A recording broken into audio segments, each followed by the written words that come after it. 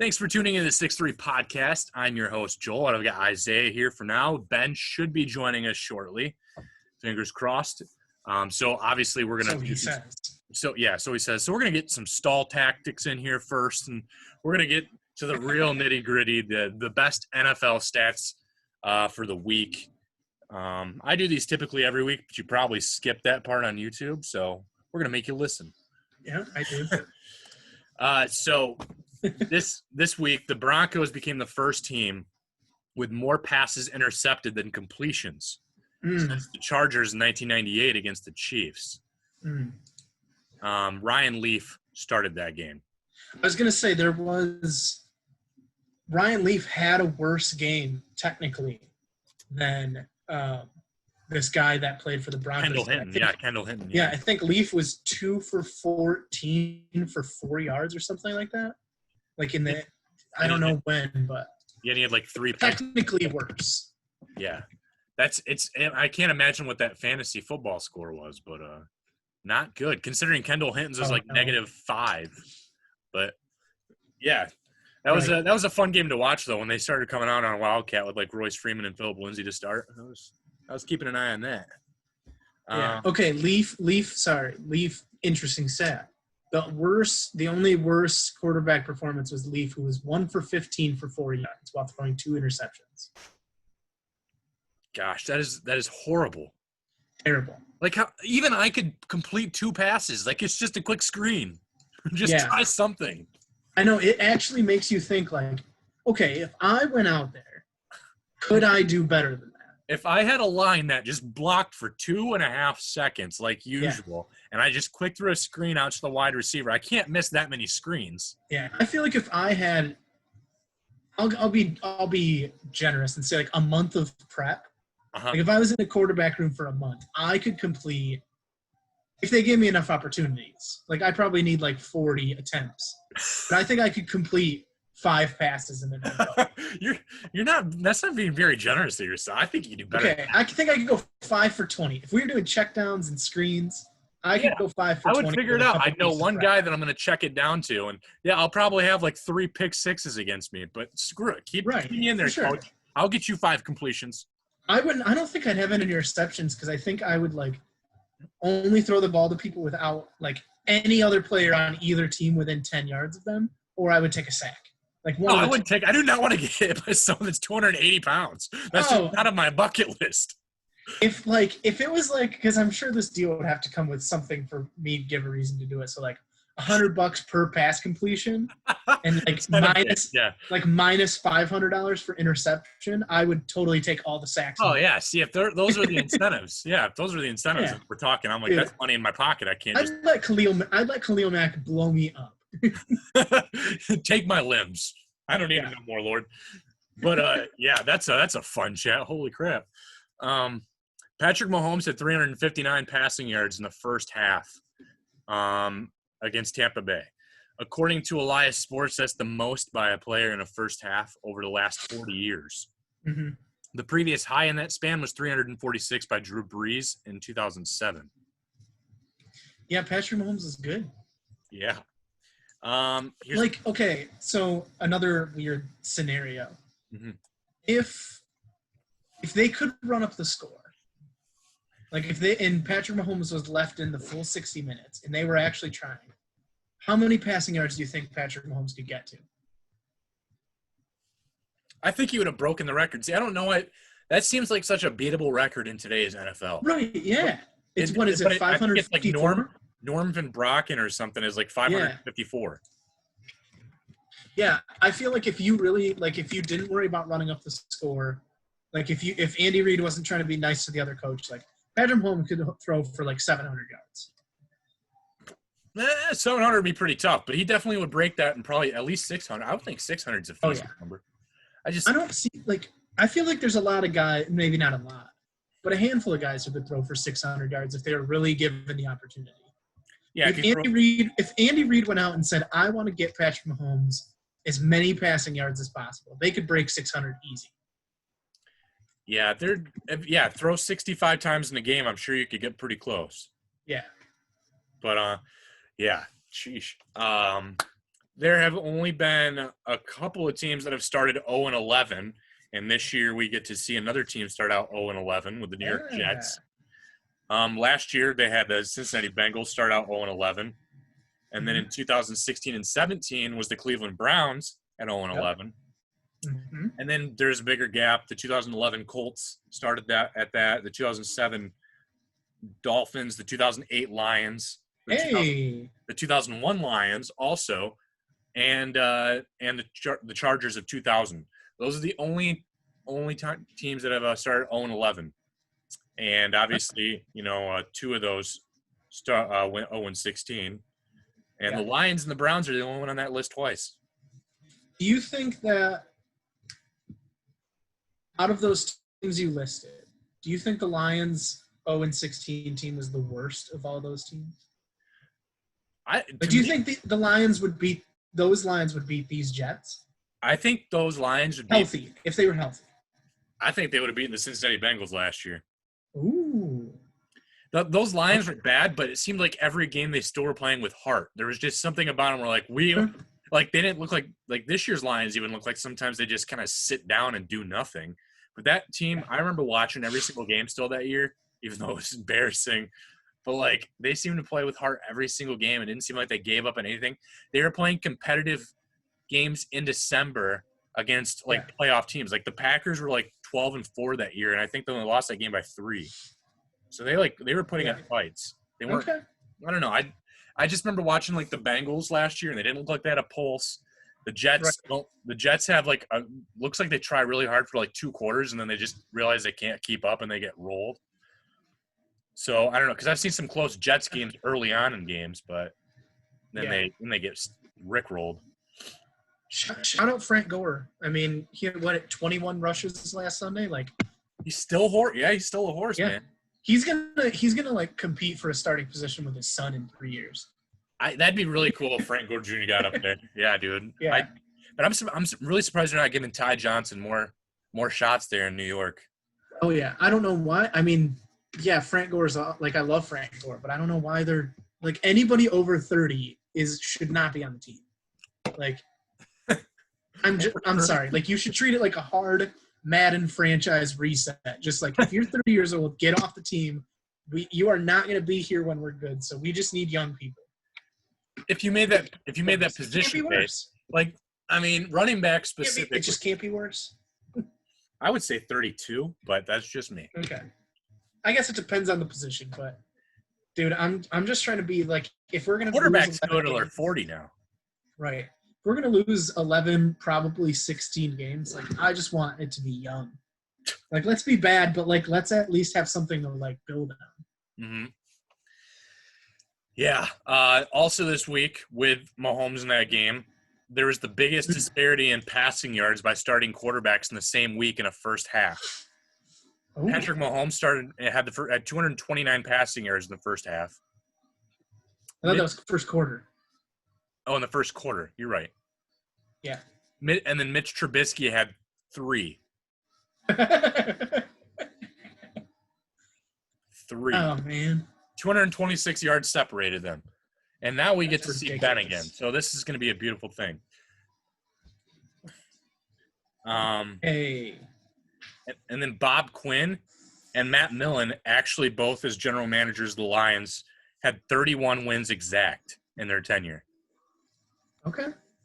I mean, granted, Matt Millen had 84 losses. Yeah. And Bob Quinn had 43 and a tie. So there's that, but it's kind of funny that they both got let go after 31 wins. Yeah. I just the more and more it keeps happening, the more I just I agree with my dad who just sits on his couch and yells at clouds. But he's they need to sell the team. It's never going to happen with the Fords. And I'm always just I always want to believe that every owner of a team wants to win. I don't want to think they're just in it for the money, but the Fords are just in it for the money. I don't think they care.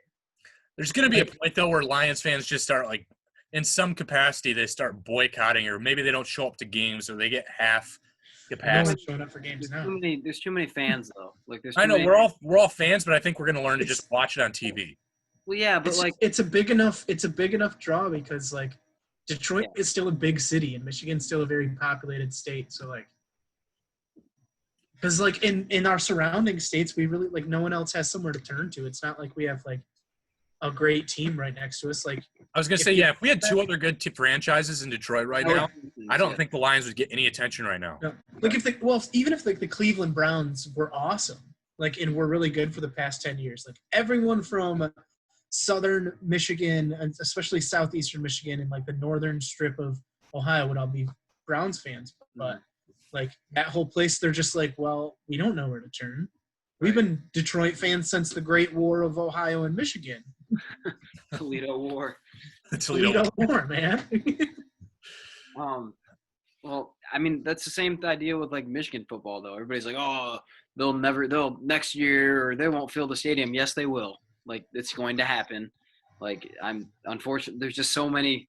Fortunately, unfortunately, however you want to look at it, you know, there's not going to be enough people to boycott to not fill a stadium, in my opinion. So. Right. Yeah.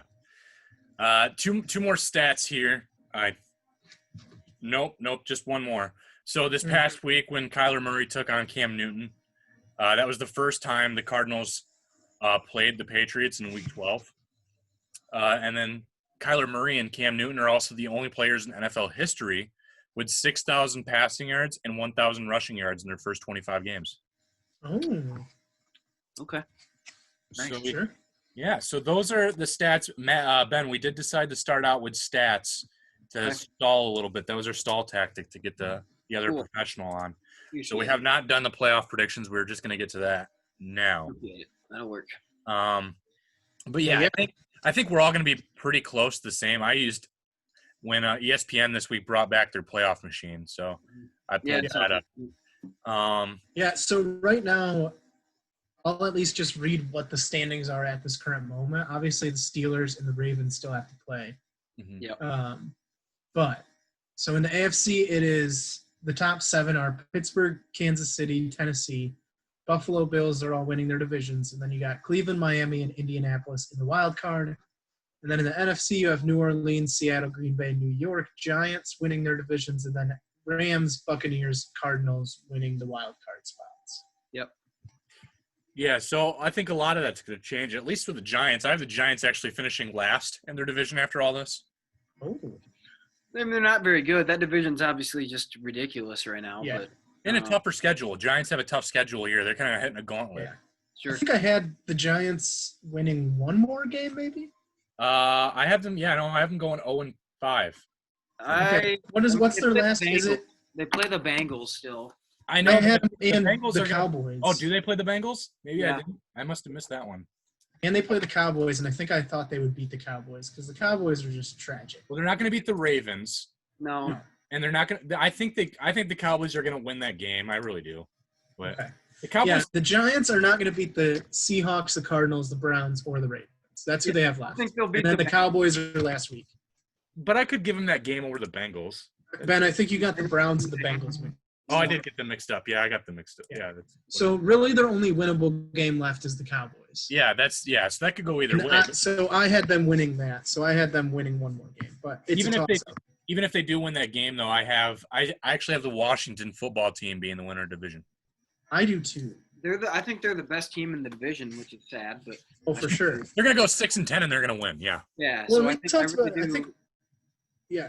Go they're ahead. playing better than the other teams. They're I mean, they give a lot of teams fits. I mean, they played quite a few tight games. They're just really not talented to get over the hump.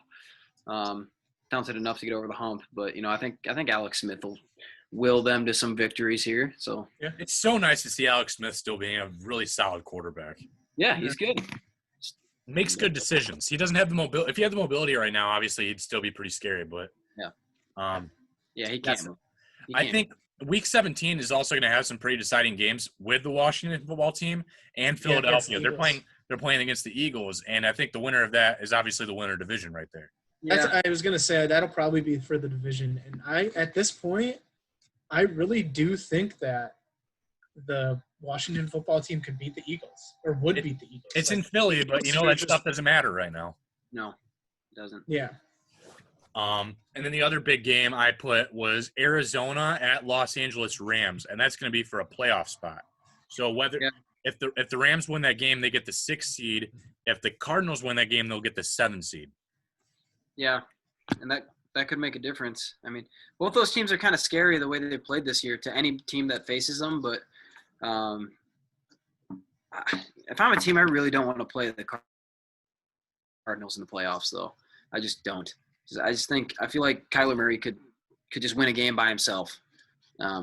And I'd rather not face the Cardinals if I'm anybody. I don't care how much better you are than them. I would not want to face the Cardinals. So. I have 3 of the 4 in the NFC West in the playoffs. So I actually have the 49ers making the 5 seed and finishing 10-6. Really? Yeah, I have. So you have them winning their next. I went out. I have them winning their next 5. Yeah. Okay. See, I had Rams, Cardinals, and Seahawks in there, but yeah.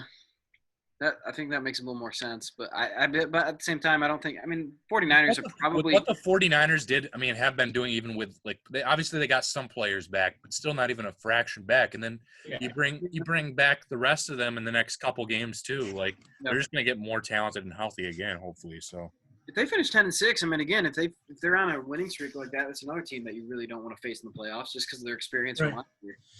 Even if they finish 9-7, they get that 7 seed, I think. Right. When are Jimmy G and gosh, why can't I think of his name? Greg Kittle back. George Kittle? Whatever, he's a Greg. Yeah. Greg George guy. The last note was 2 hours ago, 49ers, George Kittle is optimistic he'll return sooner than later. Thank you. That was very specific. That's really dumb. Really helps out right there. I'll check out Jimmy G. All right. Let's see when he's coming back. 2 weeks. They think about 2 more weeks yet for Jimmy. Okay. So, I mean, I don't know their remaining schedule, but that seems like 2 more losses to me. Well, week 13, they have let's pull up the 49ers here. They got Buffalo Bills, which that could be a loss. That's a loss. They play, yeah. And then week 14, they're playing the Washington football team. I think they can beat them. Oh, that's a win. And then 15. I don't know. They have the Cowboys in week 15, which I think they'll win that with or without Jimmy G. So. Yeah, sure. Yeah, it's just they do have to win out, though. Like, that's the tough thing. Like, I know you have them winning out, but they absolutely have to if they want to make the playoffs. If they lose one game. I switched that loss. I switched it back to a loss from the Bills, and it still has them at the 6th seed at 9-7. Okay. I have the Vikings. I have the Vikings at 7 seed. Yeah. So they play the Cardinals, so it depends who wins that too.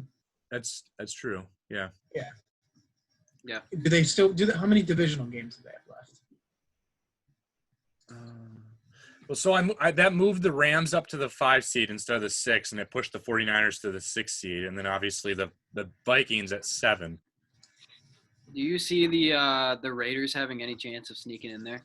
I do. I have the Raiders at the 6th seed right now at 10-6. Okay.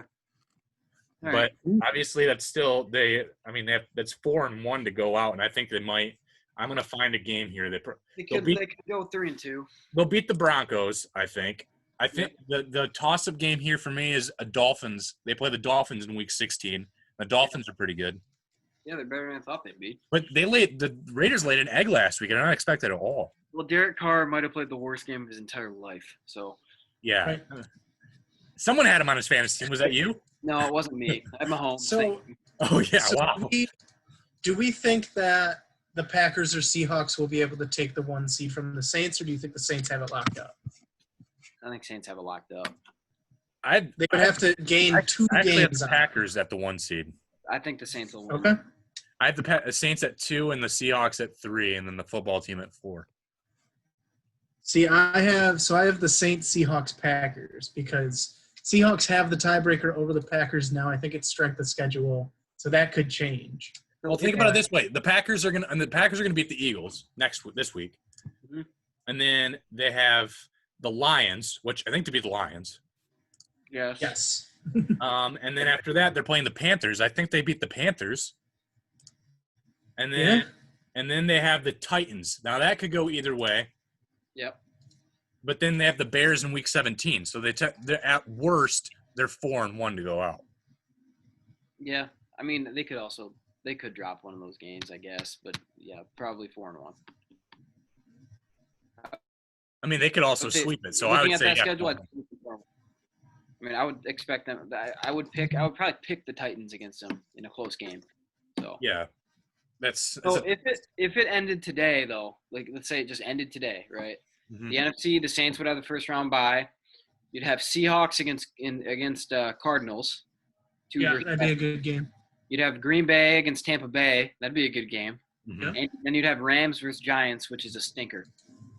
Right. Whoever plays the NFC East winning team is going to beat them. Right. Rams versus Giants, I don't think anybody's going to watch that game. Then the AFC, you'd have Pittsburgh with the bye, obviously. You'd have 10-1 Kansas City right now playing the Colts, which that would be a really good game. The Colts defense could actually hang with them.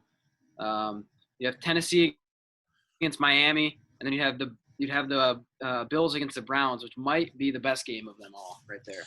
Yeah. I actually do have Miami getting bounced in favor of the Ravens. Yeah.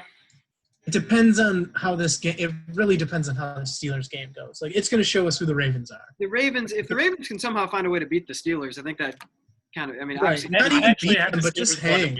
I have the Steelers. If they play the game. I think they need to hang. I think that, like, Ravens, if they can, like, go shot for shot and, like, get some offensive production against that Steelers defense, then I think they could make a playoff push. But if they just look dead – I still don't think – I know that's the thing. Yeah, Lamar's out. There's no chance they're going to win. If they play, who knows? They pushed it back a day every single day. So more players got COVID today, and they didn't move the game. So it looks like I heard no more got COVID. Two got it. 2 on the Ravens today.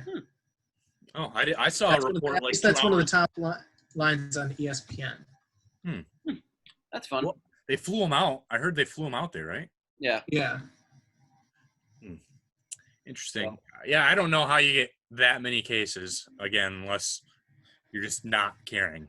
But I mean, once it's there, it's going to spread. I mean, that's just the way it is. Right. So, not really. But yeah, no, I have. Yeah, so in the NFC, I have I have the football team getting in. So it's Saints, Seahawks, Packers football team, and then I do have the Bucks, Rams, and Cardinals. You have the AFC. I kind of have it. What? I do not have the Bucks getting in. They're getting in the playoffs. You do not have the Bucks. They're getting in the playoffs. The Bucks. They're going to make the playoffs. They're terrible. They're going to make the playoffs. They're not terrible. They're just not good. The Lions, I think, could beat the Bucks. No, they can't. No, come on. No, Joel, they cannot. Stop. Joel, the stop. Bucks D-line would absolutely not. Matthew Stafford might not make it through that game. Like, there's no chance. Vita Vea is out. They got no chance. Doesn't mean anything. Doesn't mean anything. And then I actually I think the Colts might win the division over the Titans just because I feel like they're going to beat up on some teams in the last part of their schedule. And then I actually have 3 teams from the AFC North making it, of the Browns, the Ravens, and the Steelers. Okay. And then the Titans are at number 5, Titans and Colts. But the Chiefs are going to be the only in their division. And then the Dolphins, I just don't know if they have enough to do it down the stretch, especially with Tua out. I'll say Tua's hurt, so. Yeah, it's really interesting to look at. I mean, I think there's some really cool matchups this year. There's a little more parity than there has been. Obviously, you have the top 2 teams of the AFC that have kind of been head and shoulders above everybody else this year.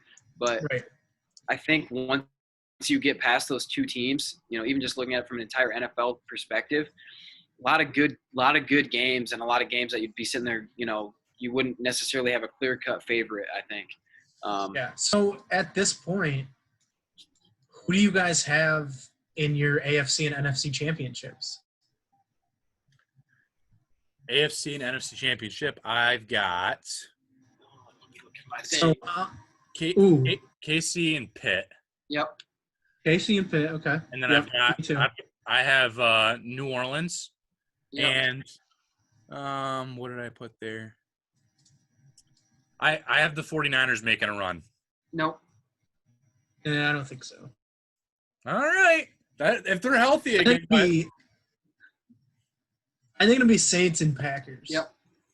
But there's always some team that surprises, though. I think the 49ers, if they get healthy again at the right time, it'd be enough of a surprise for them to make the playoffs. Yeah, it would. I think, and who knows with like if Kittle, that was like the most vague. He might not even come back based off that vague information that we got. And sooner might be 2 seasons from now. Exactly, sooner rather than later. Well, later was 10 years from now. No, sooner. Well, you never know. Sooner is what I'm. Yeah, that means he's not retiring. Yeah, exactly. We'll be back at some point. Yeah. I still, and Joel, you're not going to agree with this, but if the Bucs make the playoffs, they can make a run. I think. Yeah, I really do. I really do think they can make a run. I think they can. There's a part of me just thinks they'll probably make the playoffs. I'll admit my crack usage for that, but I think they're fraudulent to some capacity. I don't know. To some capacity, but not like to the easily capacity. Could have still won that game against Kansas City, even though they gave up 1 billion yards to Tyreek Hill. They were easily in that game, and if not for a garbage roughing the passer call, which is the rule, but it shouldn't be the rule. Whatever. They probably could have. They would have had a lot more time, first of all, to drive the ball down the field, and I think they would have been. I mean, they probably still lose, but it would have been a little better there, and they would have had a better chance there. So they made it a lot closer than I expected them to. But again, but I mean, today's NFL, like Isaiah said, people could get like 700 passing yards now if they just would stop being conservative and nice to the other team and running up the clock, or running up the score. I mean, so. Well, I don't think Kansas City necessarily was being conservative and nice. Mahomes started playing poorly, really. He started making some bad decisions. And, I mean, yeah, they couldn't stop Tyreek Hill initially, but you figure out remotely how to stop him, then they kind of shut it down. And the D-line started taking over and getting pressure on Mahomes. So that was the difference. Mm-hmm. So I still think they're hyper-talented. I don't think Arians is the coach. Like, if you're looking at it from a Brady Belichick type thing, I don't think Arians is nearly the coach that Belichick is situationally. So some of the stuff they do just doesn't make sense. And Arians just has to let Tom Brady be Tom Brady. Exactly. He's trying to do Bruce Arians stuff with him. Arians is a control freak. Arians is a huge control freak. Yes. He's just gotta let. And it's not like some other crappy quarterback where like you just got to let them be them. Like you just got to let Jameis Winston be Jameis Winston. It's not like that. It's like if you let Tom Brady like play to his strengths, like it's a good thing. Yeah. Like he's very good at certain things. Like he's just very successful. You can see. I mean, when they started using Gronk more, that's what they did later in that game. They started doing some of the stuff Brady does well. That's what they need to do. They have enough weapons. Just let Brady pick them apart the way he normally did before. Instead, he's trying to take all these deep shots and just do all these different crazy things. And it's like that's not his game. So I don't know. I still think they're the team. If I were to pick a team in the NFC, if they make the playoffs, kind of a surprise. If this was before the year, that wouldn't be a surprise at all. But, if you're looking at the way the year's gone, I think they're the team that I would pick to make a surprise run. I could see your point on the 49ers. Like, if they get back healthy and then they make the playoffs, they are certainly experienced enough, and their defense is still really good. So I could see that making a run. I don't think that would push them further than the championship. Yeah, so they have to make the playoffs first, but I think if they have the momentum enough to even get them in the playoffs, like you said, they're going to go 4-1 or 5-0 to get in the playoffs at this point.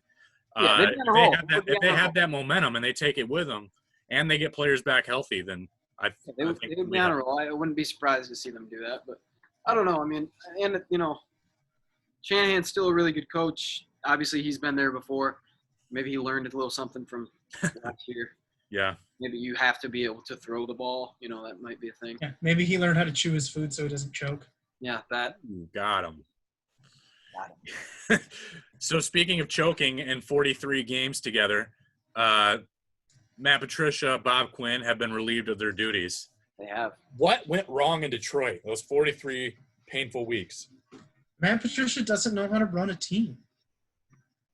Like, he doesn't know how to be a head coach. He just doesn't. He doesn't know how to, adjust. He doesn't know how to manage a locker room. He doesn't know how to make a game plan. He's just not good at it. So out of all those things, though, I really think it's actually the second thing you said, manage a locker room. Like, there are a lot of things that go into being a good and successful head coach, and that's I mean, to get wins, we're seeing what flaws Bruce Arians has. Obviously, just stubborn, arrogant, know-it-all, control freak. That's what Patricia wanted to be with no experience as a head coach. Right. Yeah. And you can't just walk in and tell people what you're going to do. You can't tell people that you have to play it's warm or it's cold outside and you're going to play with shorts on. Like he's did a whole bunch of really weird things just to try to get people to buy in. So, Arians won 2 Coach of the Year, so he gets the chance to do it. And he's been a head coach before. Patricia has no experience. So the thing with Patricia, it's like, look, he came in, and like you said, he has no experience as a head coach, which is fine. Like, you got to start somewhere, right? So I had no real problem with them hiring a guy with no head coaching experience. I mean, eventually you got to start somewhere, and, if the Lions wanted to a change of, change something up, that's fine. I had no issue with that at the time of the hire. But, like you said, like, these guys are professional athletes. Like, if you're going to – like, you have to, like, get them to buy in before you make them do dumb stuff like that you think is going to work. You know what I mean? Like, whether it's going to work or not, like, if you have them all the way bought in, they'll run through a wall for you. It doesn't really matter what it is, right? Even if it's something dumb, they're going to do it at 100 miles an hour because they trust you and they believe in you. Patricia was never able to win anybody over, I don't think. And it's not – and I think the big problem with that is because he tried to blow the entire thing up, and it's not like the Lions were that bad before he got there. They weren't, perennially a playoff team, but they were at the point where they were probably perennially on the verge, maybe make playoffs every couple of years, probably be 500 right around there most of the time. That's where Jim Caldwell had them. Mm-hmm. And, that's not that bad, right? That's above where the Lions have been under Patricia. That's above where they were, pre-Jim Caldwell. So I think so many players, you hear about it, like they like Jim Caldwell, they like the direction that it was heading, and the Lions pulled the plug on that.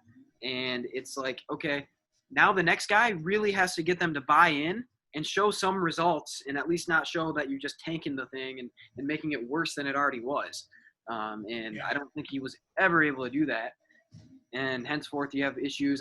You didn't hear about any just giant locker room problems, other than Slay. You had some Slay stuff. You heard a couple. Andre Diggs, Andre Diggs with some problems, but you didn't hear of any like complete like locker room mutinies or anything like that. But after they left, you did. Glover Quinn was outspoken. Eric Ebron was outspoken. Yeah, but Ebron's gone too. I mean, you've got whatever. That's fine. But you didn't hear. You've heard of worse on other teams, right? So I don't think that it was necessarily a locker room problem, but at the same time, I just don't think it. You could see it, but just by the way they played, they didn't trust what they were being taught. They didn't trust what was being, what the game plan was, what it was. I don't necessarily think it's all. Matt Patricia didn't forget how to coach. Like, he didn't forget, like, how to be a defensive coordinator. He didn't forget football. Like, the guy knows football. You could sit there and you could go up on a chalkboard or a whiteboard and he could teach football probably better than most people, right? But the problem is you have to get people to buy into what what a head coach's job is. It's a coordinator's job to teach you X's and O's.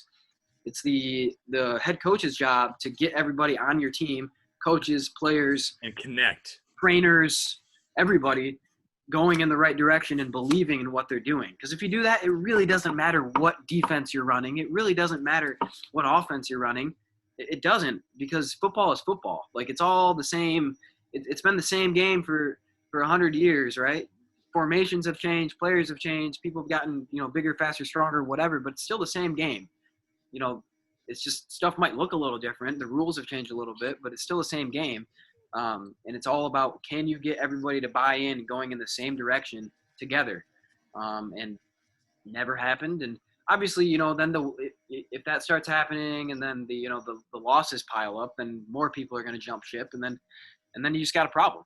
And if you're not able to show results, if you're either not able – he didn't even necessarily have to win right away. But he wasn't able to show results, first of all, and he wasn't able to get anybody to buy in. If you can't do that, I mean, it's kind of a lost cause from the get-go. And it sucks because you look back and you're like, man, I mean, you wasted 3 years essentially of yeah, because you were already so close, but mediocrity and averageness wasn't good enough. Right. And it's like, okay, so then what do the Lions really want to be, right? Like, what's the team want to be? And that's an ownership question. You know, where do you want this team to be next? You know, are you going to settle for mediocrity? Because if that's what you want to do, then okay, that made sense to get rid of or if that's not what you want to do, I should say. If you want more, that made sense to get rid of Jim Caldwell, right? Mm-hmm. But if you're okay with that, if you're okay with just making the playoffs every 2-3 years and you know, being a mid-tier draft, getting mid-tier draft picks and just kind of, you know, staying the status quo, then there was no reason to get rid of Caldwell, right? So I don't know. It's just, I think that was the main cause of what went wrong. I don't really think it's from a X's and O's standpoint. Obviously, you can always critique that, but you can critique that with anybody.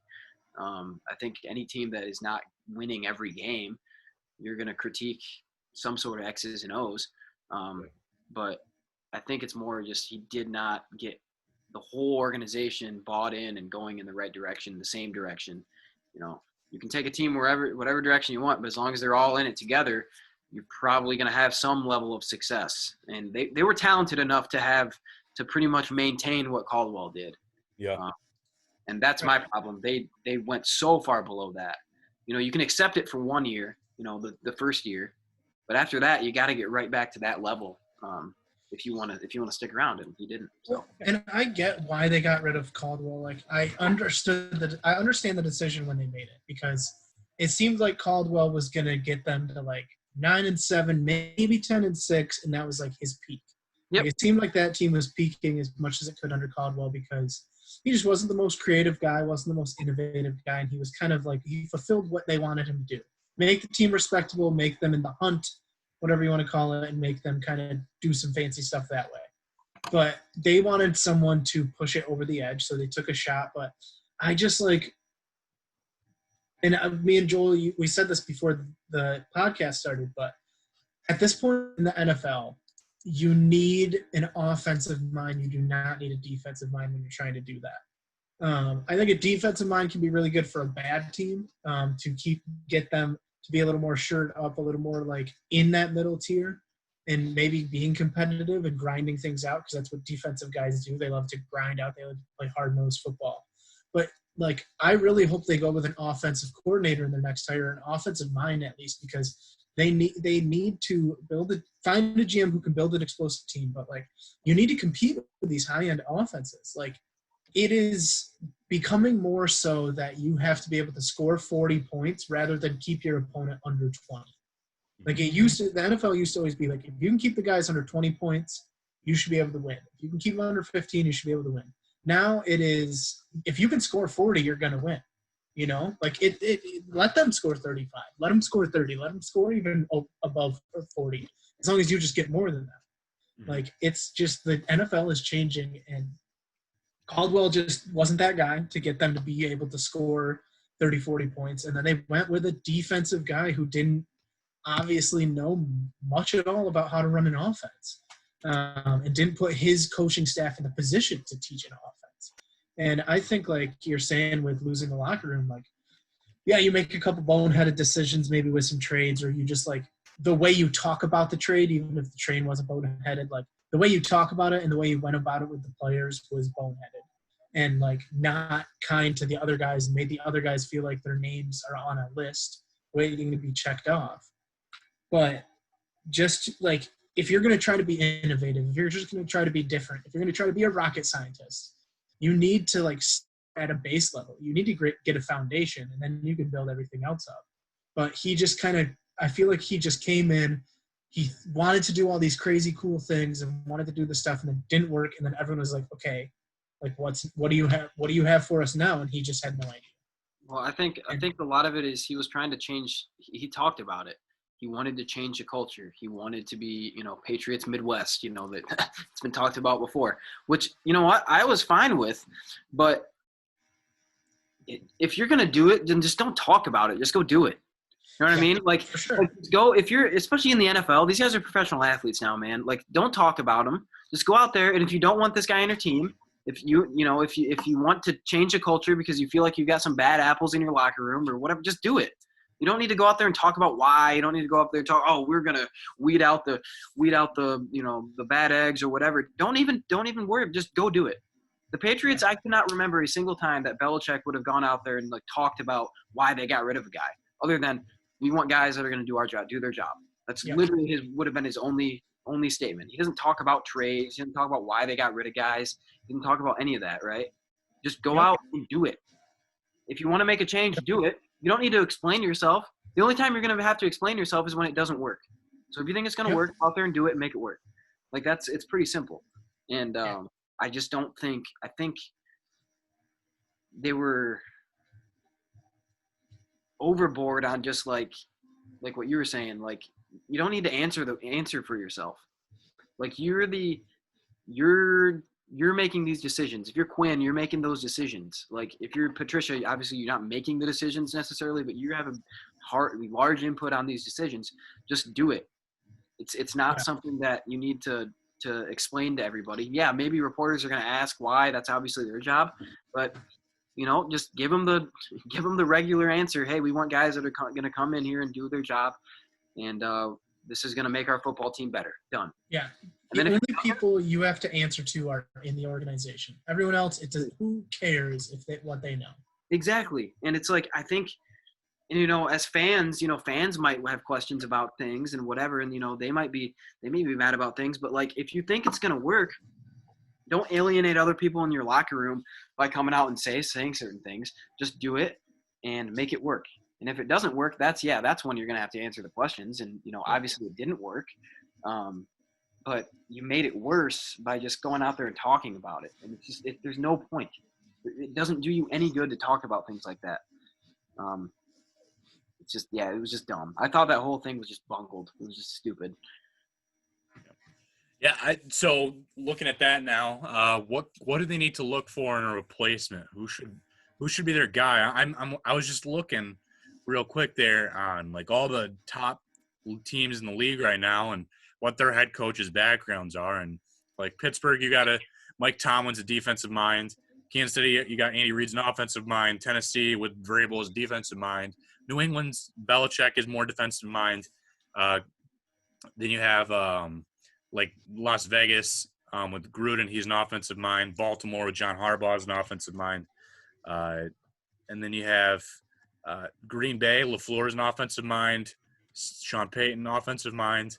Seahawks with Carroll as a defense. Washington, Ron Rivera's defense. San Francisco, Kyle Shanahan's offense. McVay is offense, and Mike Zimmer is defense for Minnesota. So, and Tampa Bay, Bruce Arians is offense. So it's actually pretty mixed. I would say a few more offense, but I think what that tells you though is like, obviously, like you need to. I think it just matters who your coordinators are. It matters who you bring in, right? And it matters, like I talked about before. If a head coach, he needs to be the CEO. Like the head coach, he has influence on offense or defense, or he might have what he knows better, right? And maybe some head coaches are play callers just because that's what they do, right? And some head coaches run the defense more because that's what they do. But at the end of the day, a head coach needs to be a CEO. Like your coordinators are going to run the offense and the defense and special teams, and you have position coaches, but you are, as the head coach, you have to oversee it all, and you have to get everybody going in the right direction, and that's your job. Right? You might have, your specialty or influence and something you focus on more because that's what you do really well. There's nothing wrong with that, but I don't think it really, it'd be exciting for the Lions to get somebody like an Eric Bieniemy or something like that, where you're gonna see some interesting stuff on offense or whatever. But I don't think it matters. I think you got to get a coach that's gonna take what the team has, and and make the best of what they have, and hire coordinators that are going to input their stuff, and not necessarily, it didn't have to be Matt Patricia's defense in Detroit. It needed to be whoever the coordinator was defense. That's where we needed to get to. Patricia just needed to be a CEO type. Like, yeah, Belichick is great, he's a defensive mind.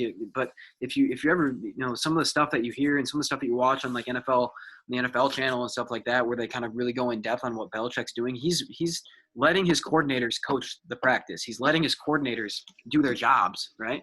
And he's overseeing it. And then he's a motivator. Like, he's a motivator, and he just puts people in positions to do well.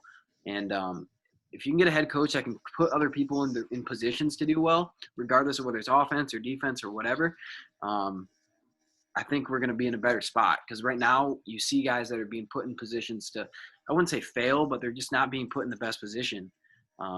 Whether it be schematically, that's one thing, but more so just like game management things and things that you can clearly see the head coach has an influence on, right? Not just like the play call on 2nd and 10 in the, third quarter, like that, whatever on that. But I'm talking like, an attitude thing. I'm talking like a clock management thing. Like that's all the head coach. The attitude of the team is the head coach. The clock management of the team is the head coach. Stuff like that they clearly have their fingers all over. I want somebody who's excellent at all that. So we do that, then you just got to hire the right coordinators. There's a lot of really good coordinators that we probably haven't even heard of out there who can do the job.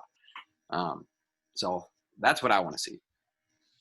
Yeah, I really want to see, and I think you alluded to it in some of your things you said, Ben, but I want to see a player's coach.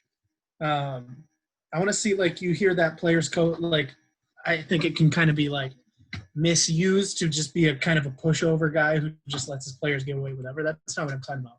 I'm talking about a guy who, like, will actually win over the locker room, like, who, like, knows his boundaries. Like, he's not going to go out and try to get a beer with the team, but, like, he's going to show some life on the sideline. I think that's something like you kind of saw some flashes of it with Jim Schwartz, like, especially when he'd get mad at other coaches.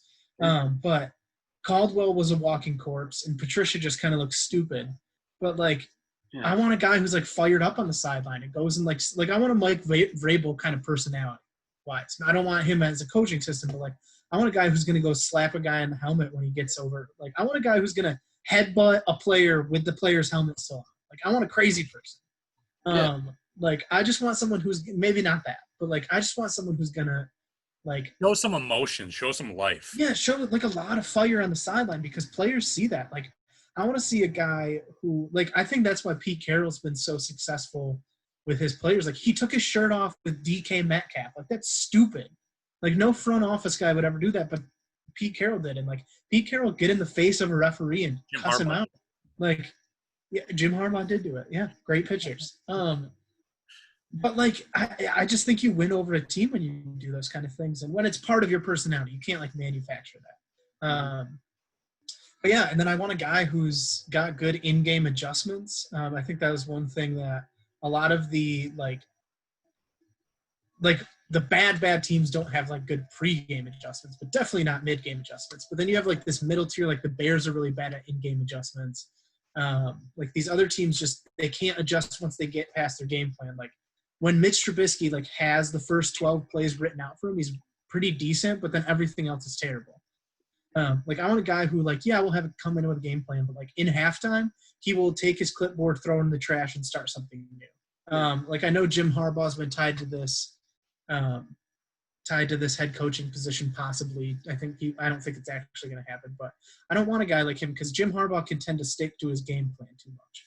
Like, he comes in with a game plan, like, we're going to run the ball, and he will do that until halfway through the fourth quarter. And then he'll be like, ooh, we got to catch up and pass.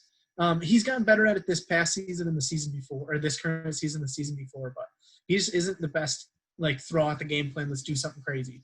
And I want a guy who will do that. And like I said, I want an offensive mind. I want a guy who is creative on offense. And if we're going to be bad, at least it's fun to watch because we're getting 40 points. Or, like, I don't care if we're letting up 50, but if we can score 5 touchdowns a game, like, let's do it. Yeah, I've got my favorites. Obviously, Isaiah, we kind of talked about some of them early on, but the top 2 are pretty standard across the board. It's people are talking Robert Saleh and Eric Bieniemy, and defensive mind and offensive mind right there to choose from. And I'm the guy that doesn't want either of those guys, really, to be honest. I don't. I've kind of been a guy that's campaigning for I want someone with head coaching experience and an offensive mind combined. Yeah. And that was the last time we had any semblance of success, is when we had a coach with previous head coaching experience and an offensive mind, and that was technically Jim Caldwell. And obviously that Jim Caldwell could have been one of the greatest coaches of all time if he had emotion.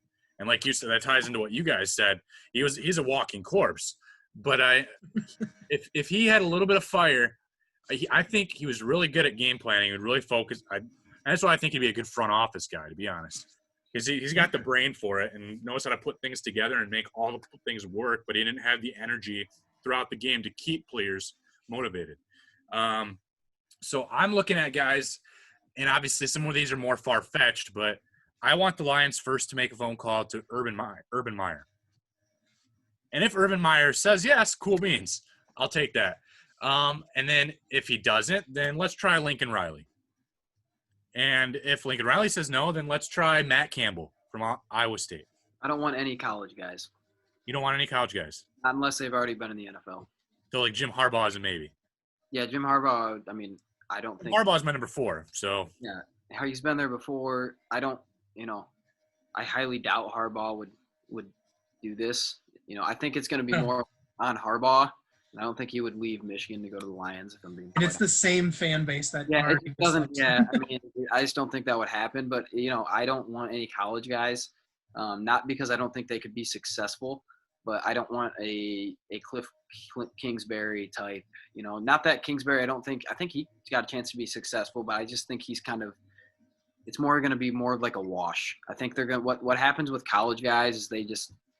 It's like a Chip Kelly type thing. That's what I worry about. It's going to end up being like, Meyer is going to bring in this spread offense. Riley's going to bring in his offense or whatever, and that's great. And then it's going to end up like Chip Kelly's, just a stupid disaster where it's just not going to work in the NFL. And I don't – Urban Meyer's biggest – I think he's a slime ball, but his biggest attribute as a coach is he's an incredible motivator.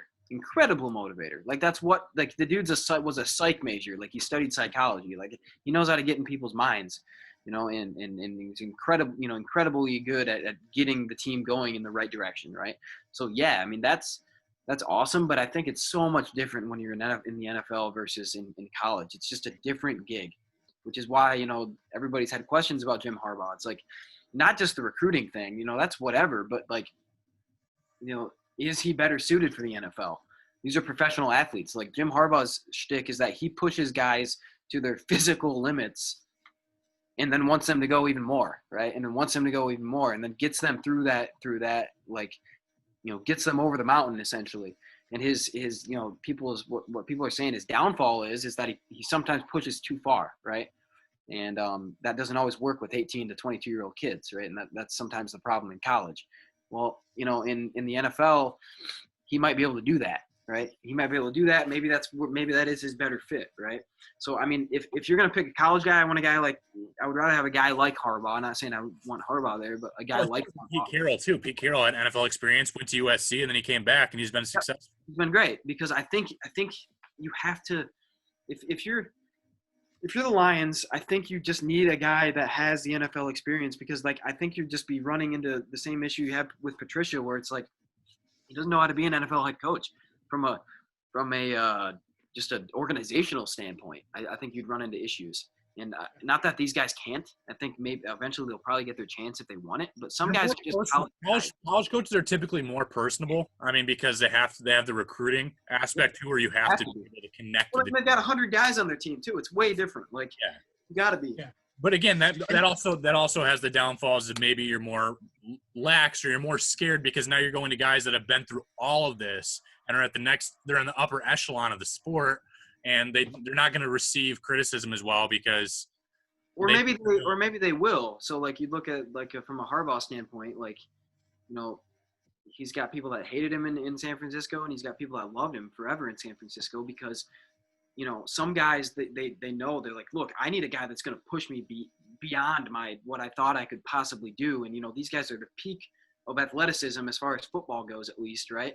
And some guys just want to be pushed. These pro athletes, most of them do want to be pushed and motivated to that point, right? While, college athletes, it's different. Like they're kids, right? They're in a different mindset, right? Until you're in that pro grind. I mean, people talk about it all the time. Like once you're a pro, it changes, man. It's your job. It's your life. It's your job. When you're at school, it's you're working towards it being your job, but you don't really know what it's like until you're there. So I don't know. I just don't want a college guy. I just don't. I like the ideas because of the excitement behind those names, and I wouldn't be surprised if they kick the tires on some of those guys, some of the top college guys. But I just don't. That doesn't move the needle enough for me at all. Just because I just see it ending up like a Chip Kelly situation where it's like, oh, this is really exciting for like a year, and then it's like, I mean, this isn't gonna work.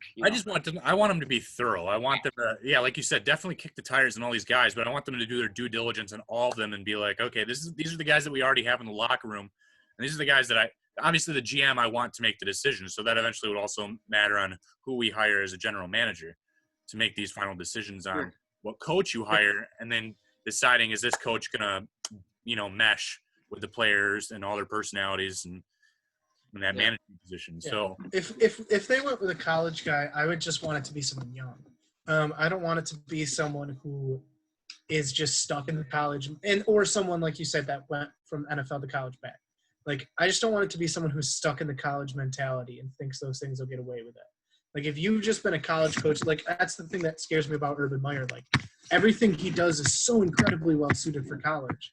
But it's a totally different thing with the NFL. Like it's incredibly different.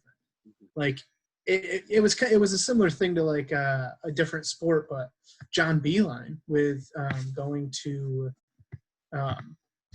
Cleveland. Like his personality, his game plan, everything was not built for the NBA. Just certainly wasn't. He's a great coach. He's a great motivator. He's a great game planner. It just none of it transferred to a higher level because you're dealing with different people. You're not dealing with students. You're dealing with professionals. You're not dealing with like people who kind of have, some sort of an obligation to be there. You're dealing with people who can walk out the door and be fine. Like these college athletes have at least some obligation because it's tuition, because it's their college, because it's where they live. But a pro athlete, like if he's not getting paid enough, he's just out of there. Like if he's not with his buddies, like he's out of there. So you got to do. But that does happen in the NFL too. You're right. Like, yeah. So I just like if they're gonna go with a college guy, I want him to be young, so he's still like in the mindset like a Lincoln Riley, like or Cliff Kingsbury. I think why he can be successful is because like he's young enough to just be like, okay, I still am not an expert in this. Like I'm gonna have to change. I'm gonna have to do things differently moving up to this. Whereas an older guy might just be like, you know what? I'm going to do the same thing I've done, and it's going to work because it's worked for me for 30 years. And it's like, I don't really want you to do the same things. But, yeah, I think I'd rather lean towards similarly to Ben, an NFL guy, someone who's been in a locker room, someone who's been around the personalities, and someone who knows how to motivate those guys because the Lions aren't going to be – like, yeah, if they don't have a guy like that, he's going to go in and he's going to have a very similar locker room next year as it is this year. They don't have a ton of free agency room. They aren't going to they aren't that big of a free agency destination. So it's going to be a lot of the same guys. So you just got to go in day one and kind of shut up and learn how to motivate the guys. But I think the guys who can do that are either young college guys or current NFL coaches. Mm-hmm. So this week, I want your prediction on Lions GM and coach following the year. And then next week, we'll talk about the remainder of the teams that there will be head coaching vacancies. If I'm like putting money on it, it's not who I want, right? Yeah. Who you think is most likely, obviously. I think most likely GM-wise is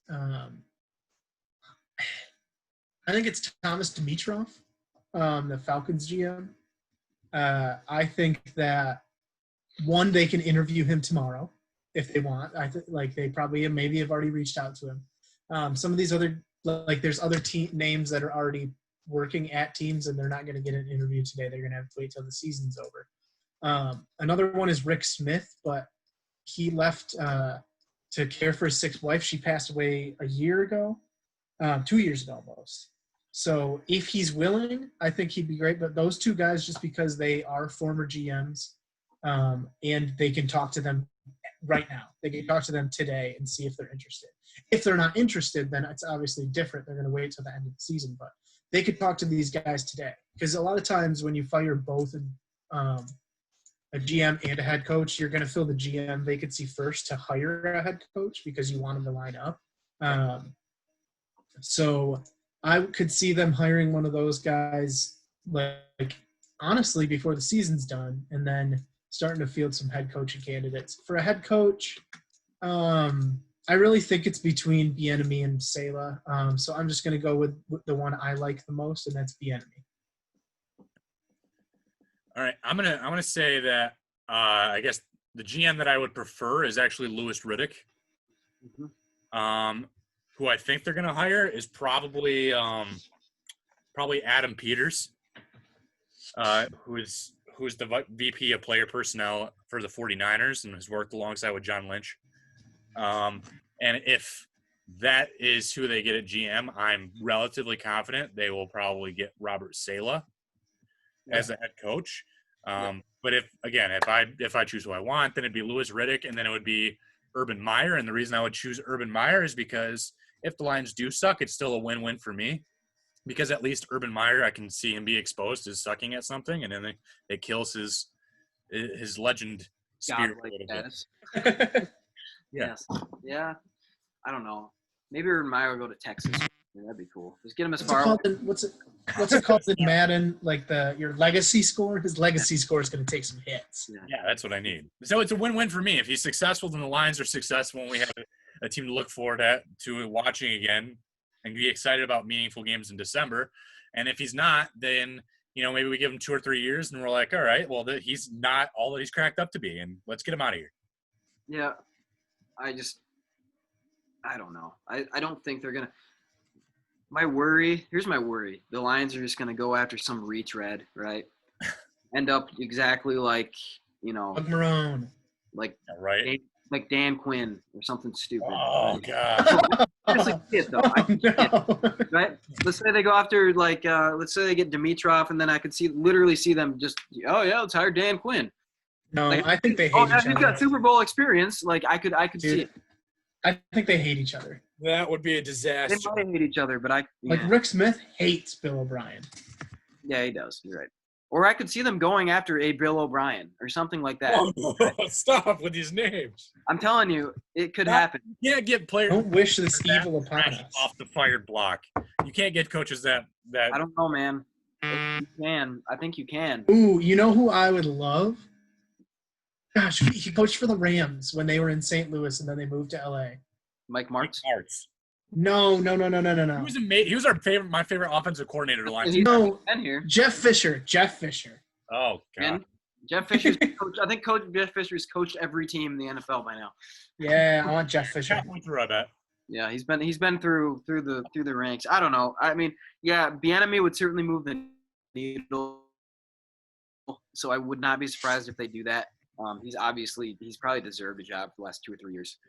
Really surprised nobody's going at. I mean, maybe they have. It just depends. It depends on how much of the Chiefs' offensive success is him. I mean, I think he's an Andy Reid guy. So if you think about it, yeah. I mean, even like Matt Nagy's an Andy Reid guy, and a lot of what the Bears do.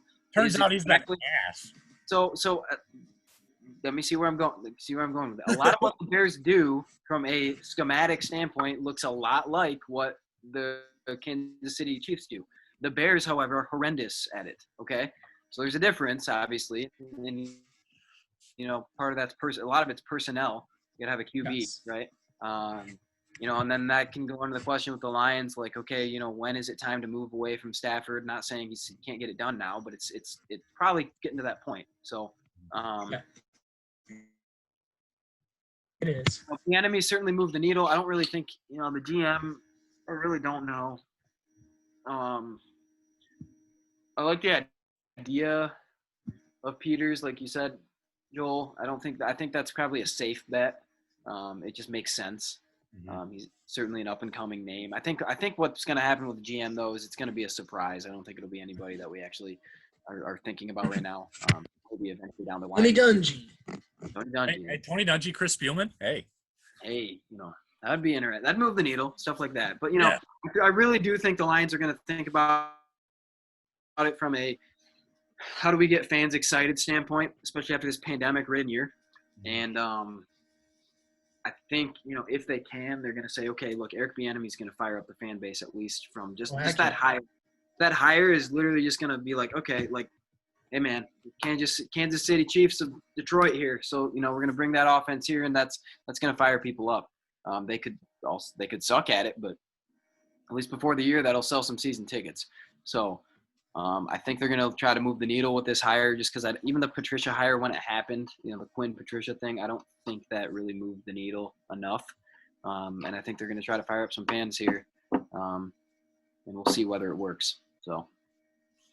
Okay. Yeah. Okay. Well, then we'll obviously keep an eye on that. But let's recap Michigan, but not the game because we don't want to talk about that nonsense. So let's talk about what the future is with Jim Harbaugh and the COVID impact that they have here before this game with Maryland.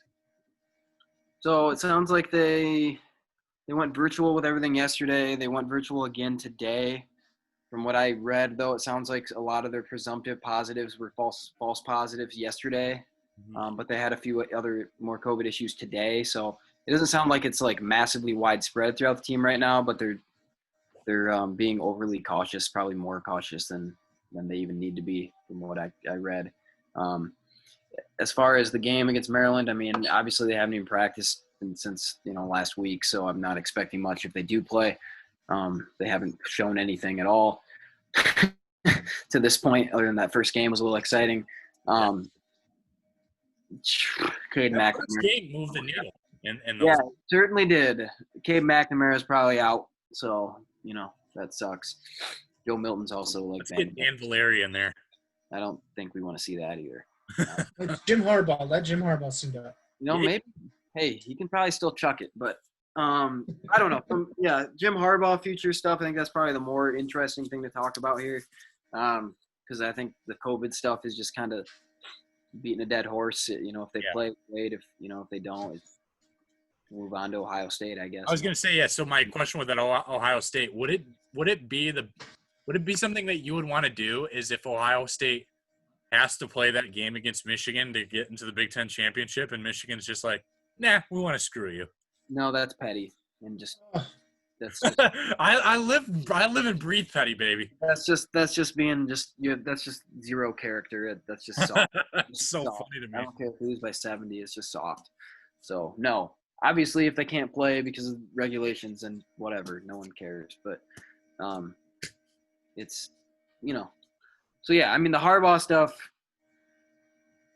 I don't know. I think this year is so weird. Like they finally kind of came out and talked about some of the assistant coaches this past week before the Penn State game and talked about how they will have, guys who, even if Michigan's to the point now where if they have guys that have the sniffles, they have to sit them out of practice, regardless of whether they have COVID or not, regardless of whether they've had a positive test or not. So I think Ed Warner came out and was like, we have barely had a practice this year where they've had all 5 offensive linemen, 1 because of either injury or 2 because, just because they've just been sitting out because they have a minor head cold, right? So, they've gone above and beyond, I think, what most teams are doing with this COVID stuff, probably because they live in the state of Michigan and it's been kind of insane here with this COVID stuff. Let's just say what Kelly Stafford said, eh? Big Gretch. Look at that. So, and because of just how the university is. But I don't think that's an excuse because I know a lot of teams are dealing with this, so it's not an excuse. And, it's not an excuse to lose to Michigan State. It's not an excuse to look that bad against Wisconsin. It's not an excuse to lose to a 0-5 Penn State team. But I think if you're looking at it from just a Jim Harbaugh standpoint, I think it does you no good. And I think unless you know you have a surefire winner lined up to coach your team next year, I don't see a reason in letting him go and firing him. Yeah. There isn't to me, I look at the coaches, the landscape of college coaches that are available. You got a guy like Matt Campbell that, is getting a lot of hype. But, is he really a home run? I don't know. It's kind of – I don't say it's a gamble because I think he would probably be solid, but is he going to be any better than what Jim Harbaugh is bringing you? Because in a normal year, this team is probably another 8-5 team if you think about it.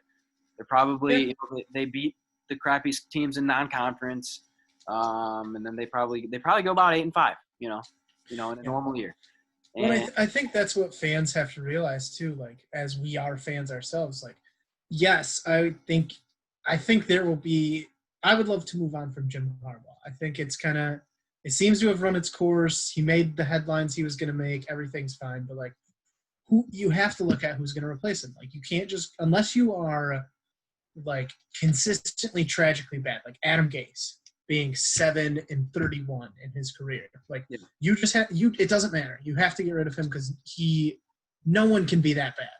Right. But when it comes to someone who has multiple 10-win seasons, who like does get out there and does get recruits, he might not develop them that well, but his name draws people in. Like, the next guy has to be better. The next guy has to not just be the same. And not even just the same. Like, I think Jim Harbaugh is a very good football coach. Like, it has not worked out at Michigan, but that does not change that he is a very good football coach. He's made a Super Bowl. He's had successful teams with many different, like, successful on both levels. Like, he's a good coach. It just, like, it hasn't worked out, but like, you have to get another good coach. Yeah, and I think also if you're Michigan and you're the athletic department there, you go, okay, what are our goals for the football program? Like, you got to look at it and say, okay, like, do we want to be what Ohio State is? Obviously everybody wants to be what Ohio State is, but like, are we going to be that? Like, do we have like built in either disadvantages that Ohio State doesn't have, or do we have, just, are we ever going to be able to get to that point? Right. And if that is your goal, then you probably need to make a change. Right. But if your goal is and you think that Jim Harbaugh can get you back to the point where he was, winning 10 games, and if you think you can get him like back into the conversation of the Big Ten championship, and if that's your goal, and then hopefully every once in a while beat Ohio State, then you probably don't need to move on right now. Now, is he worth paying $8 million for a year for? Probably not. So yes, you're going to need to, if you're going to re-sign him this offseason, it's going to be for less money. It would have been anyway with this COVID stuff, but he could have gone undefeated this year and it still would have been for less money. But, you got to look at it and say, what do we want this football program to be? Are we okay with putting a bunch of players in the NFL and, going 9-3, 10-2 at best? Maybe we can squeeze an 11-win year in when everything kind of comes together. But most of the time we're probably going to be like a 9-3 team, and we graduate everybody. Nobody's in trouble, and we put players in the NFL. If that's what you want, then I think Jim Harbaugh is probably your guy, because I don't think he's going to, this year, throw out this year because of the weirdness of it. I don't think he's going to get too much worse than 8-5, 8-4, 9-3. I really don't think you're going to have, just because he's recruiting at a high enough level that you're going to be better than every single team besides Ohio State and maybe Penn State every single year, right? And then maybe a non-conference team, right? So you're going to be, from a talent standpoint, as good or better than every single team you're playing other than Ohio State. So you really should, if you want to be 10-2, maybe 11-1 or 9-3 every single year, I think Jim Harbaugh is your guy. But if you want to be what Ohio State is right now, if you want to be Alabama, then you probably got to find the next big thing.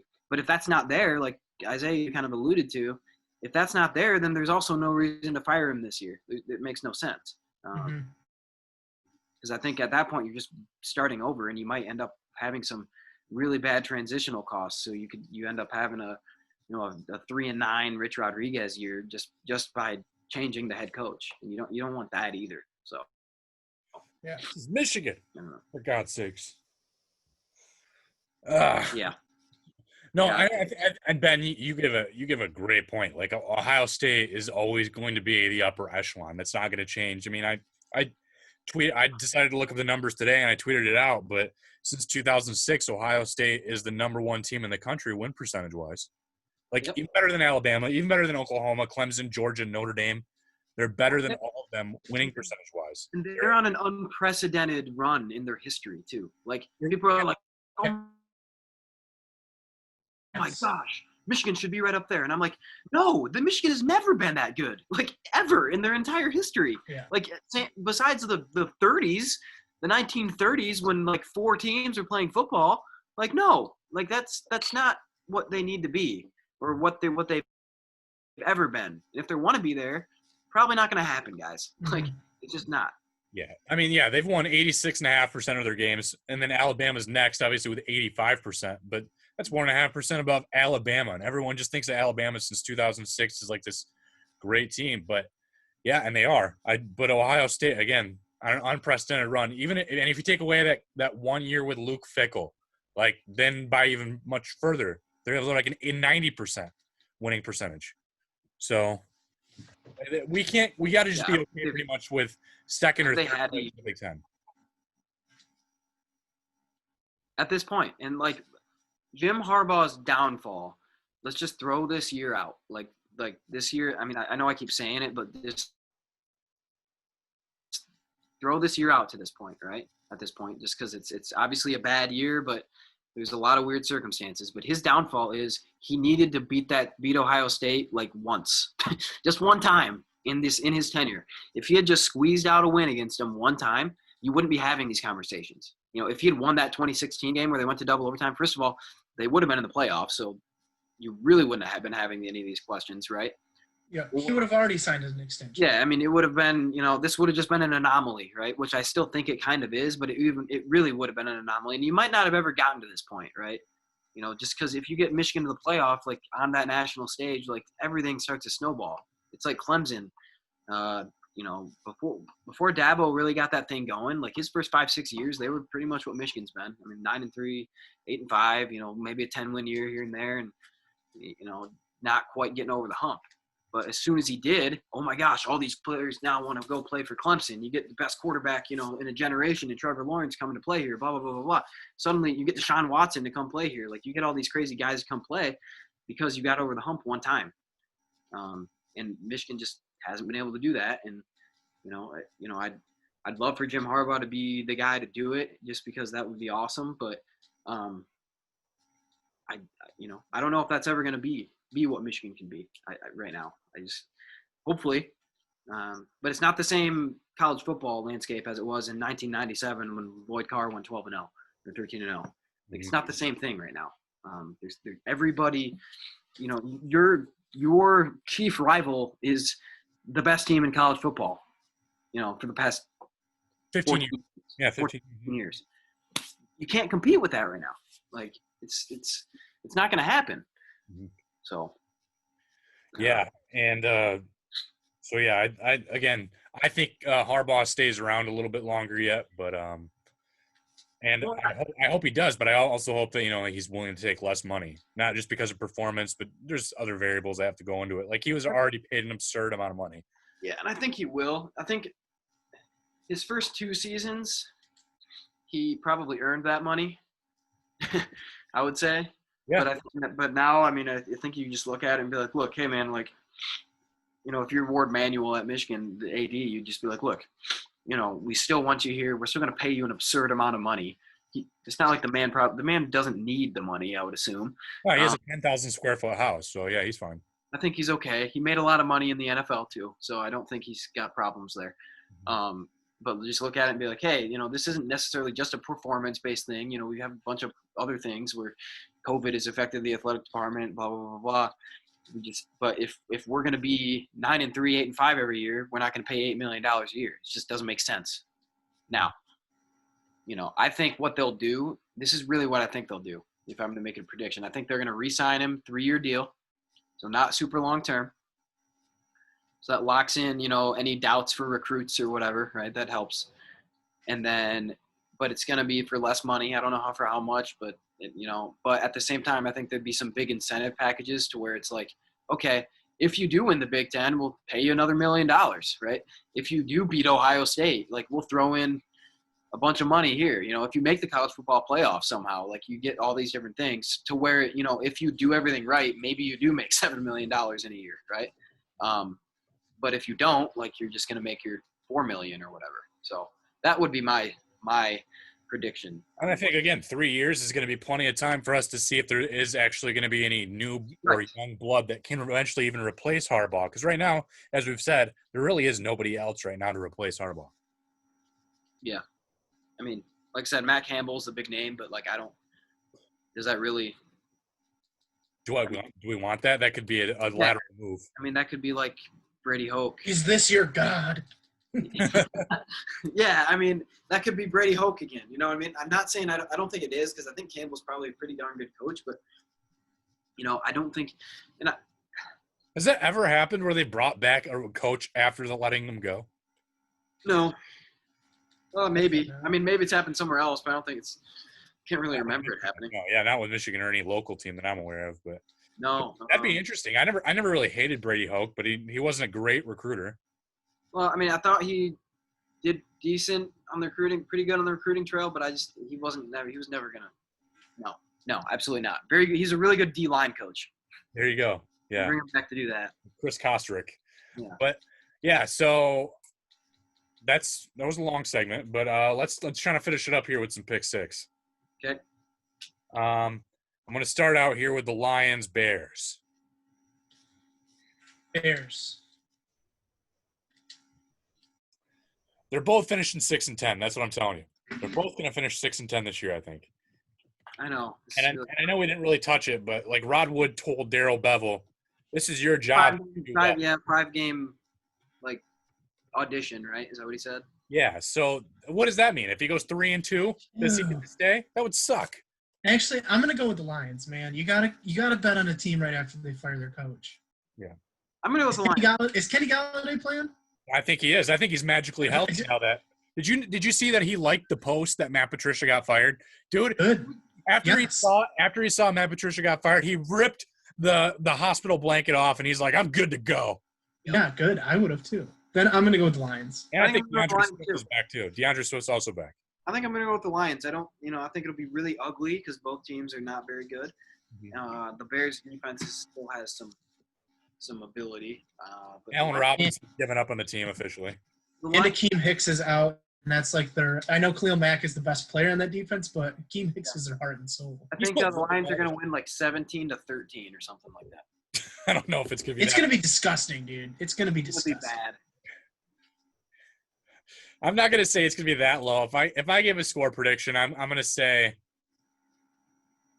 23-16, which is still like an ugly score, but I don't think it's like – and I'm also going to pick the Lions. So I think, we'll sweep with the Lions. Yeah, I mean, that might be a little homer. No. Teams always win after they fire a coach, dude. Yeah. Yeah, they do. Oh, no, Raheem Morris didn't when he took over. It took him 2 games after they fired Dan Quinn. True. Yeah. True. Well, they played like a good team though. Yeah, and Romeo Crennel, did he win when he took over for Bill O'Brien? I don't know if he won. He did win their first game. Yeah, he did. He did the win. Texans did. Yeah. And they covered. Yep. And they covered. I wasn't paying attention to that gambling source, but yeah. I don't know. They're probably not favored anyway. So no. Let's go with 2 8-3 teams then. Cleveland Browns at Tennessee Titans. I'm gonna go with Titans. At Tennessee. Yeah. Yeah, I'm gonna go with the Titans. The Browns are very bad at throwing the football.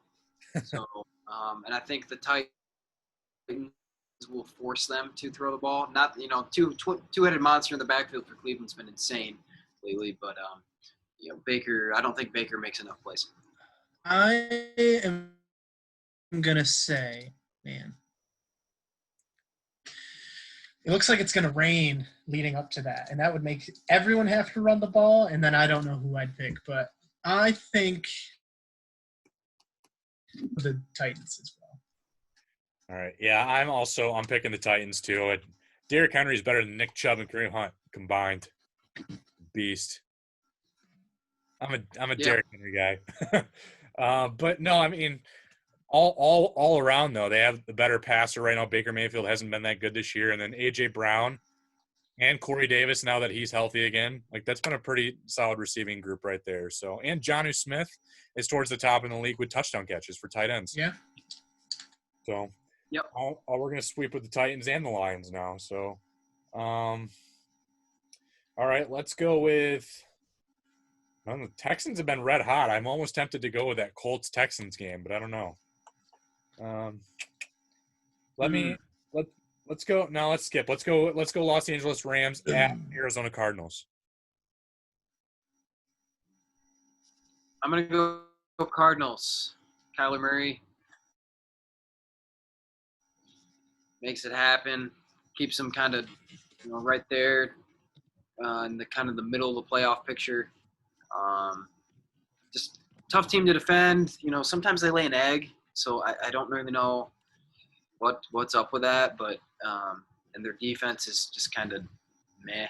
But yeah, I'm going to go Cardinals. I think they'll win by 10 points or so. I'm going to go with the Rams, actually. I think their defense is legit. I think they give Kyler some trouble, and that kind of bleed, obviously, as it does, it bleeds into the rest of their game plan. Okay. All right. Let's go Big Ten. Oh, and I got to make my pick. What am I doing? I'm taking a draw on this one. Hey, come on, yeah. What are you doing? Gosh. Okay. No, I'm gonna say the Rams. Their defense has just been able to get it done, and I think they get enough pressure down the middle to keep Kyler Murray off balance. Kyler Murray has been really effective out of the pocket, though. This is a tough pick. Gosh, competitiveness of the NFC West is amazing. Now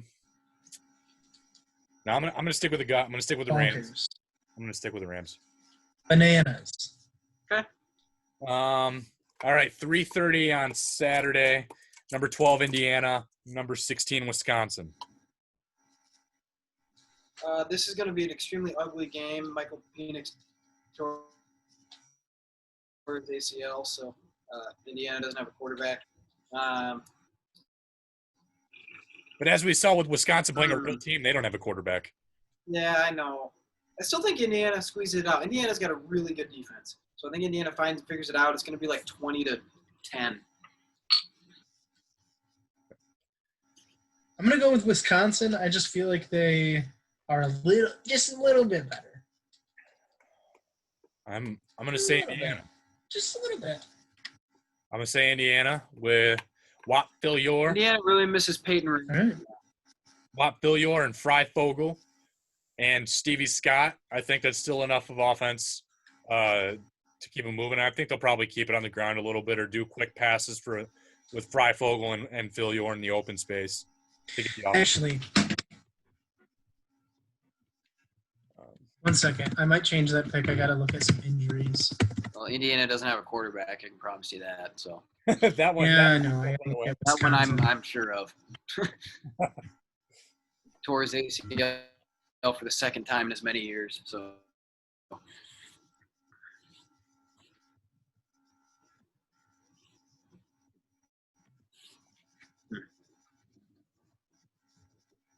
Because the Wisconsin's, like, their entire receiving core is just decimated. They're garbage. Yeah, I'm going to switch to Indiana because it looks like these guys are still injured. So. All right. Sorry to switch, but I gotta. All right. We'll do 2 NCAA basketball games. Kansas, Kentucky, which actually just started, but let's make a pick on that one.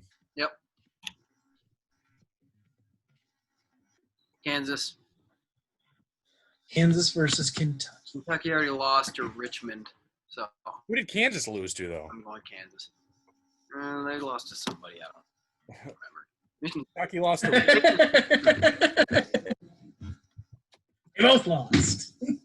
They're both 1-1. Who'd you pick? Kansas. I'm gonna go with Kentucky. Kansas is up 2-0, so Kansas.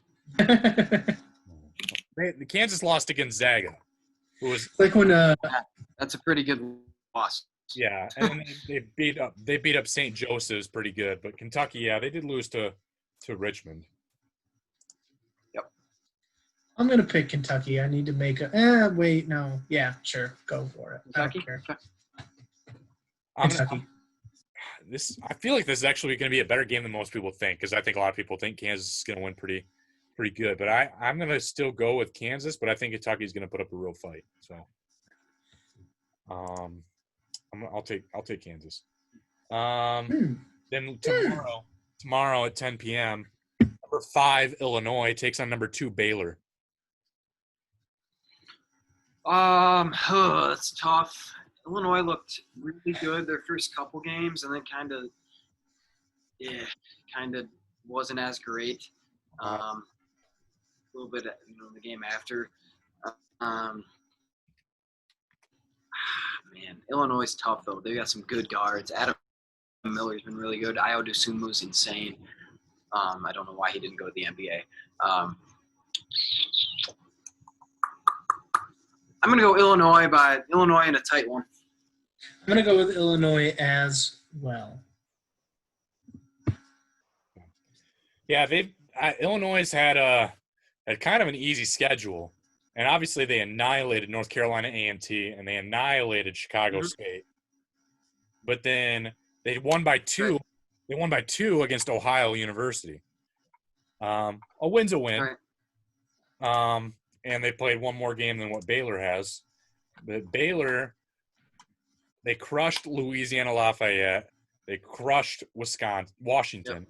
And now they've got a tough schedule here with a gauntlet because right after Illinois, they get to play Gonzaga. I don't know. I think if maybe they're prepping hard for both games, but I think they're prepping extra hard for Gonzaga. So I think Illinois is going to win this game. And I'll take Baylor to see if I can pull that game away. Okay. Or for you guys to make another run, because now Ben is within 2 games of me now, and Isaiah is now within 4 games of me. So it's getting too close. But pretty close. I'm gonna stick with Baylor. Joel had a really bad week. I did. I went 2-4, and you guys went 5-1. Yep. What was our loss?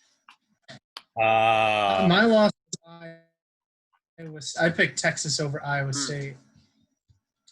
That was mine, which I should have. I tried to pick that one to gain on you guys. Ben and I both picked the Colts versus the Titans, and the Titans. Oh yeah, that's right.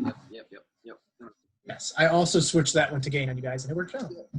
Yeah. It's Derrick Henry season, dude. Once it turns after Thanksgiving, everyone's sick of playing football on these crappy teams, and they're sick of tackling people that are 6'5" and 1,000 pounds. They're sick of tackling Derrick Henry. He's gonna run for 1,000,000 yards. Yeah. Yeah. I mean, that's not a bad thought because, I mean, it seems like every year he's got like 2 games after Thanksgiving where he puts up like 78 fantasy points. Yeah.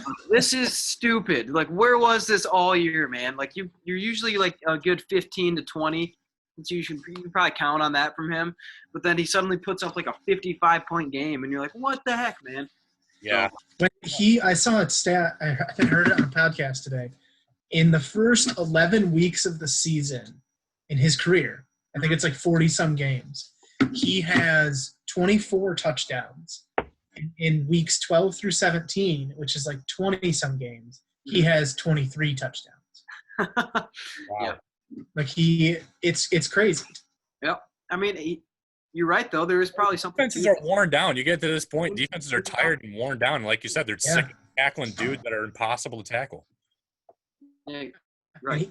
He for that first half against the Colts, he broke every